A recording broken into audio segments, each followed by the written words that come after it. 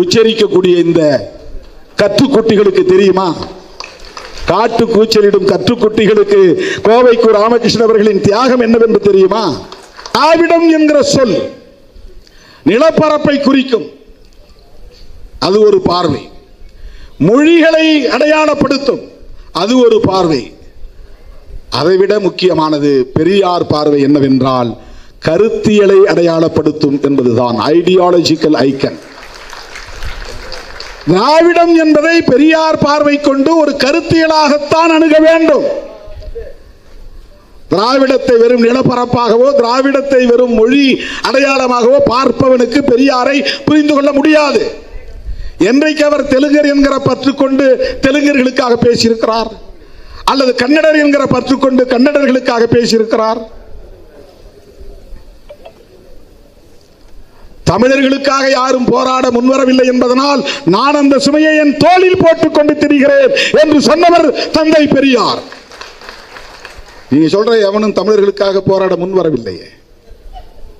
பெரியார் மட்டும்தான் தியாகம் செய்தாரா, அவர் இல்லையா, இவர் இல்லையா என்றெல்லாம் கேள்வி எழுப்புகிறார்கள்.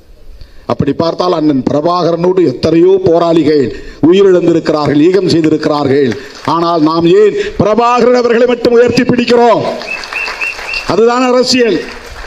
பிரபாகரன் என்கிற அந்த மாமனிதரை, மேதகு அண்ணன் பிரபாகரன் அவர்களை சொன்னால் ஆயிரக்கணக்கான லட்சக்கணக்கான போராளிகளையும் குறிக்கும், அவ்வளவுதான். பெரியாரை சொன்னால் அதற்குள்ளே எல்லா போராளிகளும் அடக்கம். மொழிக்காக போராடியவர்கள், இன உரிமைகளுக்காக போராடியவர்கள், இந்தியை எதிர்த்து ஈகம் செய்தவர்கள், ஆரியத்தை பார்ப்பனியத்தை எதிர்த்து களமாடியவர்கள், இலக்கிய தலங்களில் பணியாற்றியவர்கள், அத்தனை பேரையும் குறிக்கும். வீம்புக்கு வரட்டுவாதம் செய்கிறார்கள்.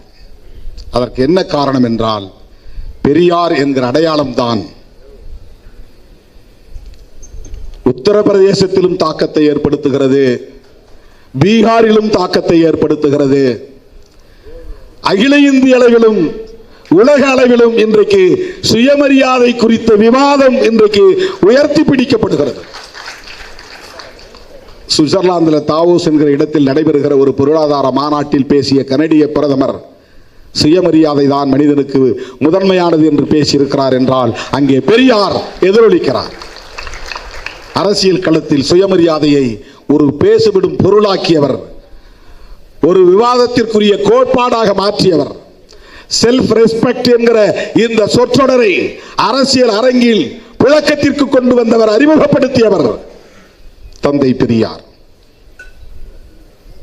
தோழர்களே, திராவிடம் என்பதை வெறும் மொழி அடையாளமாகவோ நிலப்பரப்பு என்கிற அடையாளமாகவோ தந்தை பெரியார் பார்க்கவில்லை. அது மதராஸ் மாகாணமாக இருந்த காலம், பிரிட்டிஷார் ஆட்சியில் இருந்தபோது Madras presidency, Bombay presidency, Kolkata presidency, central province, united province, இப்படி இந்தியாவில் பல மாகாணங்கள் பிரிட்டிஷ் ஆட்சி எல்லைக்குட்பட்ட பகுதிகள் இருந்தன. அதுதான் பிரிட்டிஷ் இந்தியா. திருவாங்கூர் சமஸ்தானம் அது சமஷ்டி, அது தனி ஆட்சி நிர்வாகத்தை கொண்டது. ஹைதராபாத் நிஜாம் தனி ஆட்சி நிர்வாகம் கொண்டது. மைசூர் மகாராஜா தனி ஆட்சி, அது ஒரு சமஸ்தானம். இதுபோல் எண்ணற்ற பல சமஸ்தானங்கள் இந்தியாவிலே உண்டு.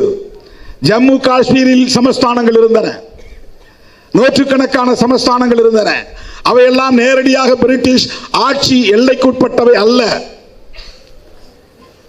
அப்படிப்பட்ட மாகாணங்களில் ஒன்றுதான் மதராஸ் மாகாணம். அந்த மதராஸ் மாகாணத்திற்குள் அப்போது ஆட்சி எல்லைக்குள்ளே இருந்த மக்கள் தெலுங்கு பேசினார்கள், மலையாளம் பேசினார்கள், தமிழ் பேசினார்கள், கன்னடம் பேசினார்கள். ஆகவே அவர்கள் ஒரே நிலப்பரப்புக்குள்ளே இருந்ததனால் தமிழ்நாட்டில் அனைத்து துறைகளிலும் அவர்களால் பங்கேற்க முடிந்தது, பங்களிப்பு செய்ய முடிந்தது. நாடு மொழி அடிப்படையில் பிரிந்த பிறகு யாரும் இங்கே தெலுங்கர்கள் குடியேறவில்லை. மொழிவாரி மாகாணம் பிரிந்த பிறகு மலையாளிகள் இங்கே குடியேறிவிடவில்லை. இன்றைக்கு வட இந்தியர்கள் குடியேறுகிறார்கள். தொழிலாளர்கள் என்கிற பெயரில் இங்கே வந்து அமர்கிறார்கள். மார்வாடிகள் இந்த விடுதலைக்கு பிறகு பல பேர் வந்திருக்கிறார்கள். மொழிவாரி மாகாணமாக பிரிக்கப்பட்ட பிறகு பல பேர் புலம்பெயர்ந்து வந்திருக்கிறார்கள். இது வேறு. ஆனால் மதராஸ் மாகாணமாக இருந்த போதே இந்த மொழி பேசக்கூடிய அந்தந்த பகுதிகள் பிறகு ஆந்திராவாக, அதன் பிறகு முதலில் பிரிந்தது ஆந்திரா தான். மொழி அடிப்படையிலே ஒரு மாநிலம் உருவானது ஆந்திரா. அதன் பிறகுதான் கர்நாடகம், அதன் பிறகுதான் கேரளம். இப்படி மாநிலங்கள் பிரிந்தன. இந்த மாநிலங்கள் பிரிந்து போன எச்சம்தான் திரும்ப சென்னை மாகாணம் என்று அழைக்கப்பட்டது. ஏனென்றால் இதுக்கு பழைய பேரே சென்னை மாகாணம் தான். வட இந்தியாவுக்கு போனால், டெல்லிக்கு போனால் மதராசி என்று சொன்னால் சென்னையிலிருந்து வந்தவர் என்று பொருள் அல்ல. இந்த பெரிய மாகாண பகுதியில் இருந்து வந்திருக்கிற ஆந்திரனையும் குறிக்கும், அதாவது தெலுங்கனையும் குறிக்கும், கன்னடனையும் குறிக்கும், மலையாளியையும் குறிக்கும், தமிழனையும் குறிக்கும். மதராசி என்கிற சொல் இத்தனை பேரையும் குறிக்கிற சொல். இவர்கள் பிரிந்து போன பிறகு எஞ்சிய பெயர் சென்னை மாகாணம் என்பது. ஆகவே அதை தமிழ்நாடு என்று பெயர் சூட்ட கோரிக்கைகள் அவ்வப்போது எழுந்தன.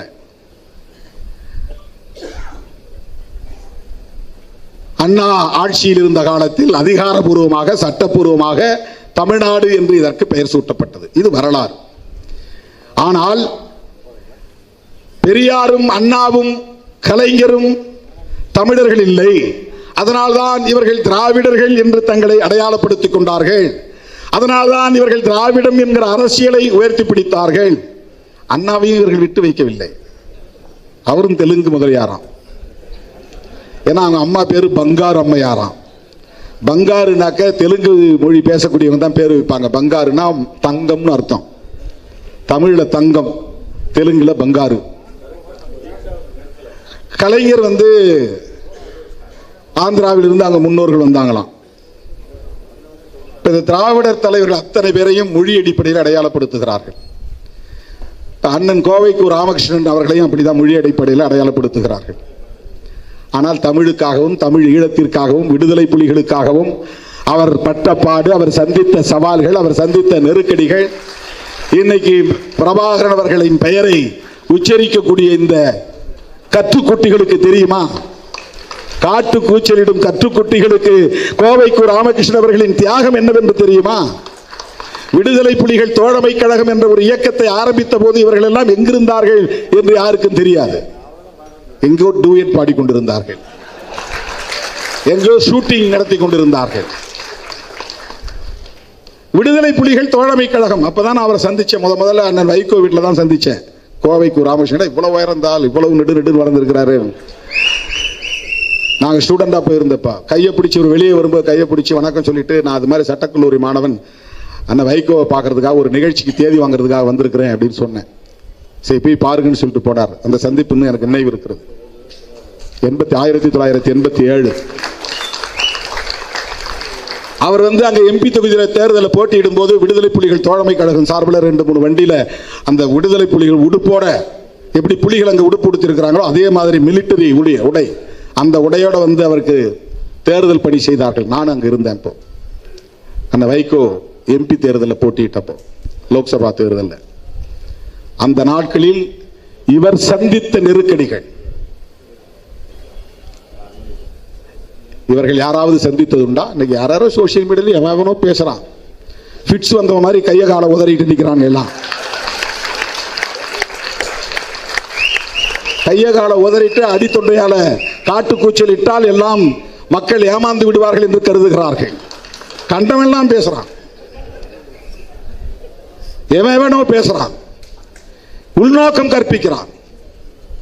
அவருக்கு என்ன தேவை வந்தது? தமிழர்களை வீழ்த்த வேண்டும் என்று, தமிழர்களை ஒடுக்க வேண்டும் என்று. அவர் என்ன பதவிக்கு ஆசைப்பட்டாரா? அம்பேத்கரை போய் பார்த்தா இங்க இருக்கிற தலித்துகள் நமக்கு ஓட்டு போடுவாங்க அப்படின்னு நினைச்சா போய் அம்பேத்கரை பார்த்தாரு? நேரடியா போய் சந்தித்தார். மியான்மருக்கு வாங்க 2 பேரும் போவோம்னு சொல்லி 2 பேரும் போனாங்க. இன்னைக்கு மியான்மர், அன்னைக்கு பர்மா. அவர் எடுத்த முடிவுகளுக்கு அவ்வப்போது இங்கிருந்து பாராட்டுகளை தெரிவித்தவர் தந்தை பெரியார். அவர் மதம் மாறும்போது நீங்களும் வாங்க மதம் மாறுவோம் சொன்னார். அம்பேத்கர் அழைப்பு விடுத்தார்.